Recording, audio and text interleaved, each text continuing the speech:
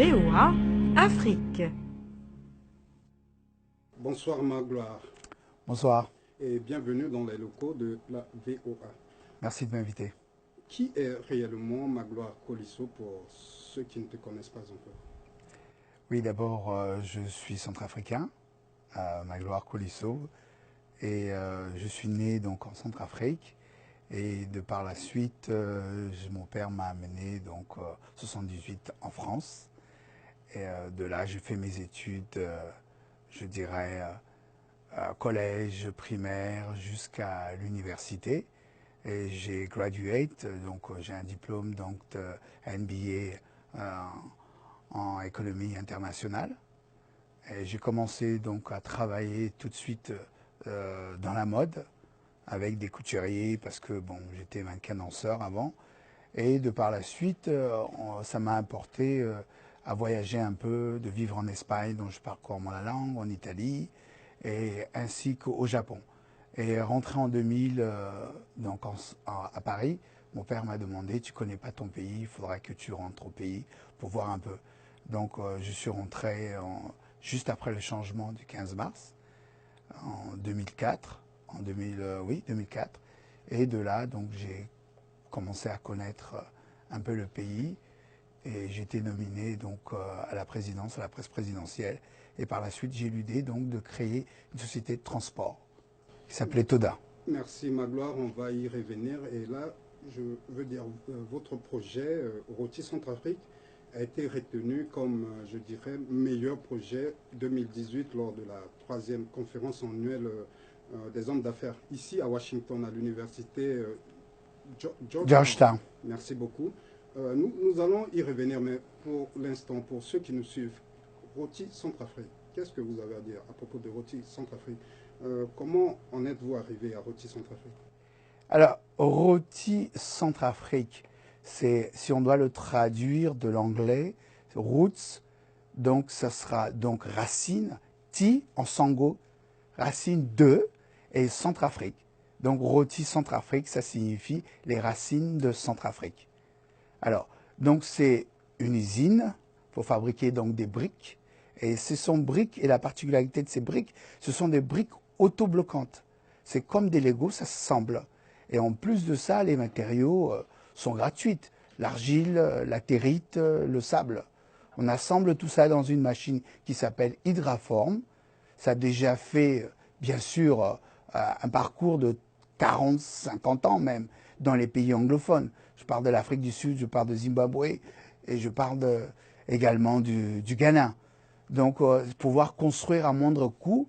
Éventuellement, si on a une maison à construire de 3 chambres, qui coûterait à peu près 10 millions de francs CFA, avec Hydraform, c'est une maison qui va revenir à peu près, je dirais, à moins de 4 millions et demi. Merci Magloire, et à vous entendre, puisque Rôti Centrafrique, c'est un projet qui existe déjà, et on a eu vent de ça, et à vous entendre parler de Rôti Centrafrique, précisément concernant la partie financement. Du coup, vous parlez du gouvernement, peut-être que je prends je prends de l'avance sur vous. Oui. Du coup, deux fois, vous parlez du gouvernement et vous évoquez aussi les partenaires. Qui fait quoi, qui finance quoi dans ce projet? Alors, dans ce projet, à savoir l'année dernière, donc j'avais invité le président de la République et les membres du gouvernement suite à leur section à New York qu'ils ont tous les ans. Je les ai invités à venir à Washington, à passer une après-midi ensemble avec mes partenaires. Je leur ai fait présentation donc du projet. Ils m'ont réinvité à Bangui, je suis allé novembre dernier, et de là, ils m'ont bien reçu avec mes partenaires. Nous avons signé donc 500 hectares de terrain pour pouvoir, en même temps, sur les 500 100 hectares, pour pouvoir construire 500 logements sociaux. Les conditions ont été données par le gouvernement, c'est d'ouvrir d'abord l'usine, faire une cérémonie, avoir 2, 3 ou 4 maisons témoins. Et à la fin de la cérémonie, donc ça sera appuyé donc d'un contrat pour pouvoir m'appuyer donc pour lancer cette opération. Donc maintenant, revenu de Centrafrique, j'ai vu avec mes partenaires, donc on a envoyé donc des designers, des architectes italiens, américains, et on travaillait avec des architectes centrafricains puisqu'il faut travailler avec les talents locaux, pour maintenant, je pourrais dire, faire le plan cadastral, faire les plans, faire évaluer un peu le coût de ce que ça va coûter, parce qu'il faut quand même que ce soit par rapport à la vie de ce que gagne un fonctionnaire en Centrafrique. On ne peut pas vendre des maisons trop chères non plus. Et les coûts ont été revus à la baisse, au prix par exemple du pain qu'on achète ou le prix de coût de la vie en Centrafrique. Donc on est revenu à peu près à 4 millions. Donc ils sont revenus aux États-Unis. Donc maintenant il y a des problèmes de garantie qui se posent par rapport à le gouvernement centrafricain qui ne peut pas garantir les 2,5 millions de dollars d'investissement. Donc maintenant on est en train de se tourner vers ONG. Et donc, c'est cette ONG qui a été présentée donc, à l'université Georgetown. Et la particularité de ce projet ROTI, justement, pourquoi elle a gagné, c'est parce qu'on va en fin de compte dans les milieux où il y a encore des rebelles, des milieux où il y a encore des problèmes, accompagner le DDR avec un training pour former justement ces jeunes qui n'ont pas d'avenir, pour construire leurs propres écoles, leurs propres cliniques, leurs propres maisons. Et ça sera payé donc par la Banque mondiale. Ça me permettrait d'avancer la première phase du projet. Et ça permettra en même temps de convaincre les autres partenaires bilatéraux pour pouvoir nous rejoindre. Merci Magloire. Et vous venez à peine d'évoquer la question par rapport au coût. Et nous voyons que selon certaines estimations qui sont d'ailleurs officielles, en termes de gains, le fonctionnaire moyen en Centrafrique gagne mensuellement l'équivalent de 41 $. Et quand on parle du salaire annuel, on l'évalue autour de 490 $. Pensez-vous vraiment qu'avec ce pouvoir d'achat, que le Centrafricain moyen puisse vraiment avoir accès à ces maisons que vous vendez? Alors, dans un premier temps, l'étude de marché a été faite à base d'un fonctionnaire qui gagne à peu près, un maître d'école qui peut gagner 150, voire 200. Et il peut se l'offrir. Pourquoi? Je vais vous dire, j'ai mis un système au point qui existe déjà dans d'autres pays. Quand vous achetez une voiture en Europe, vous avez la possibilité de donner 20 ou 30%, ou même moins, et d'avoir des mensualités. Alors, je m'explique. Avec la banque marocaine, qui va en fin de compte donner la totalité de la somme d'argent, les fonctionnaires qui sont bien fonctionnaires inscrits à l'ONU ont la possibilité d'avoir cet accès de crédit et de le payer sur 15 ans, ou voire même sur 20 ans. Mais avoir la disponibilité de leur maison au bout d'1 an. Mais la maison appartiendra à la banque. En ce qui concerne la diaspora pourra se payer comme une voiture. Ça veut dire que la banque marocaine va travailler avec une banque française, qui est leur banque en France ou aux États-Unis, la Banque America ou la Société Générale. Donc vous versez donc les 10% ou les 15% et vous avez des mensualités que vous payez. Et cet argent est reversé directement par votre banque en France ou aux États-Unis, directement à la banque marocaine. Et au bout d'1 an, vous disposez d'une maison que vous allez payer peut-être sur 10 ans ou sur 15 ans, selon les moyens que vous disposez. Alors concrètement, Magloire, parlons de votre partenariat avec le gouvernement centrafricain. Oui. Quelles sont les dispositions concrètes qui ont été prises, puisque nous savons, et l'actualité nous l'impose, nous nous trouvons obligés de reconnaître cette réalité. Il y a eu plusieurs fois où des fils du pays, de la diaspora, comme toi, ont débarqué un jour avec un projet en main, et ils ont eu des principes, des accords de principe. Nous en connaissons des cas. Oui. Au dernier moment, l'autre partie n'a pas tenu à ses engagements. Quelles sont les garanties que vous avez au jour d'aujourd'hui venant du gouvernement? Alors, venant du gouvernement, la disponibilité du terrain. Et j'ai eu déjà travaillé avec donc, les cadres de l'urbanisme et de l'habitat pour pouvoir faire tout le plan cadastral. Il y a 500 hectares, c'est beaucoup. Donc on a travaillé que sur 100 hectares. On a fait les plans avec eux, de conjoint avec mes partenaires.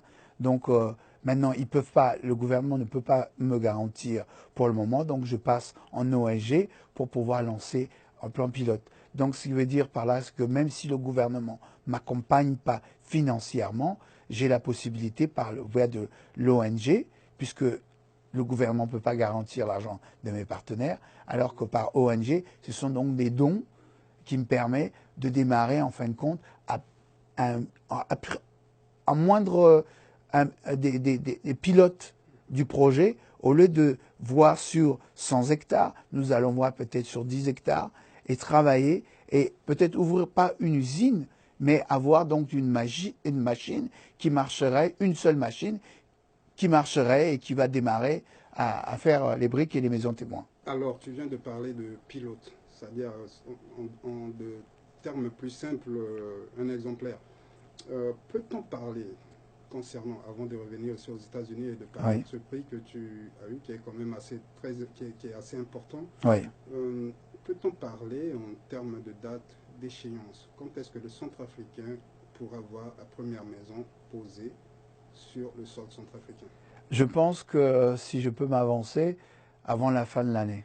Avant la fin de l'année, éventuellement, parce que au stade où on est, on va lancer le projet pilote. Et ça, il n'y a pas besoin de garantie du gouvernement pour pouvoir démarrer. Donc on ne pourra pas l'ouvrir l'usine, mais on pourra au moins lancer le projet pilote. Alors Magloire, si nous revenons ici aux États-Unis et précisément à Washington ici, puisque c'est de Washington qu'il a été question ce samedi 3 février, le samedi passé, où ton projet, je me répète encore, a été sélectionné parmi tant d'autres projets. Une cinquantaine. Une cinquantaine. Dans toutes les États-Unis. Ce qui est déjà très brillant. Alors, qu'est-ce qui s'est passé ce samedi, ce fameux samedi 3 février? Alors, déjà, ça a commencé, l'aventure a commencé à peu près il y a 2 mois.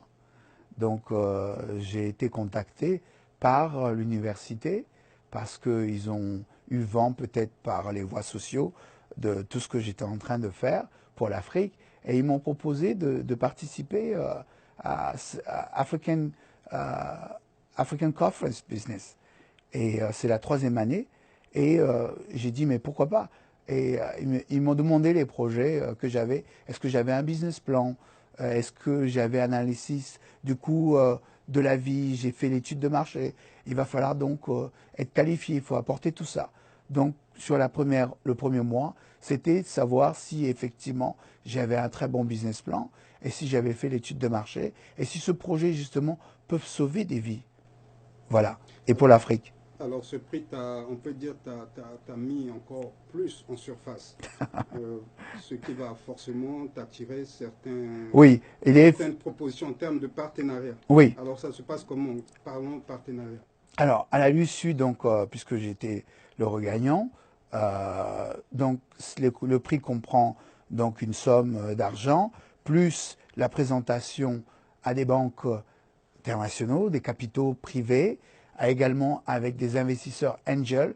Ce qu'on appelle investisseurs angels, c'est des gens qui ont des moyens et qui veulent investir un peu en Afrique parce que en ce moment, c'est un peu tendance d'investir en Afrique. Donc là, dans 2 semaines, je serai mis en collaboration avec plusieurs banques et des investisseurs angels qui vont m'aider dans cette démarche.